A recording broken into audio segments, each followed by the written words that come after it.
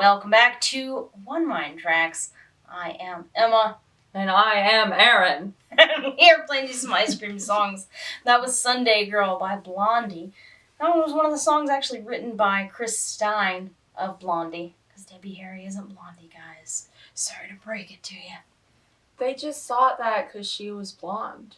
And she was up in the front. And a lot of people don't care about what's behind the front. Hey, listen. Is Vampire Weekend Esther Koenig? That's a conversation for another day. Nuh-uh, they're the... Okay, I'm not going to do another dancing thing. But if you ever go and see Vampire Weekend, watch the faces. He is moving and he is grooving and it might make you uncomfortable. They wrote Sunday Girl because Debbie Harry's cat, whose name was Sunday Man, ran away, and they were very sad about it. We're laughing at that, but what a name for a cat, Sunday Man. It's a good name. It's got very, 60s British, young lady protagonist energy. Mm-hmm. I don't know, some kind of 60s manic pixie dream girl. You're like, oh no, Sunday Man. Come back, Sunday Man. But yeah, so that was...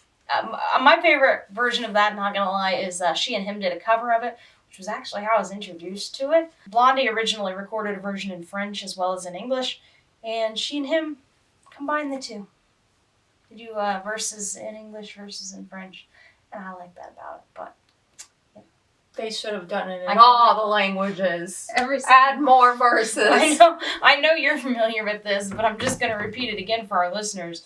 So ABBA recently reissued Waterloo, right? It was Waterloo? Mm-hmm. And they recorded it in several different languages for the reissue, whatever. And so I listened to it in Swedish, as God intended. It was fine. I don't know, man. I feel like... with how often they release one in English and one in Spanish, I feel like it was meant to be in Spanish. What, ABBA tends to release them in Spanish? Yeah.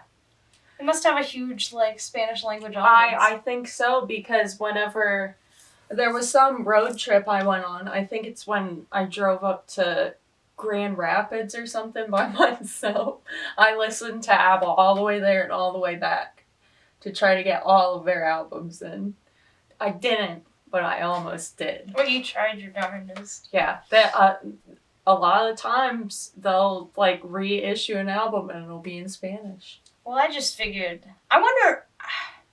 This is gonna sound stupid. I wonder how well they speak English at this point, because they probably speak it pretty darn well. Yeah. But initially, this is really off topic. But initially, I know we're learning it in English because they wanted that success in English-speaking countries, and probably in other foreign language speaking countries, because let's face it, most other countries speak English. At least is their second language. Yeah, exactly.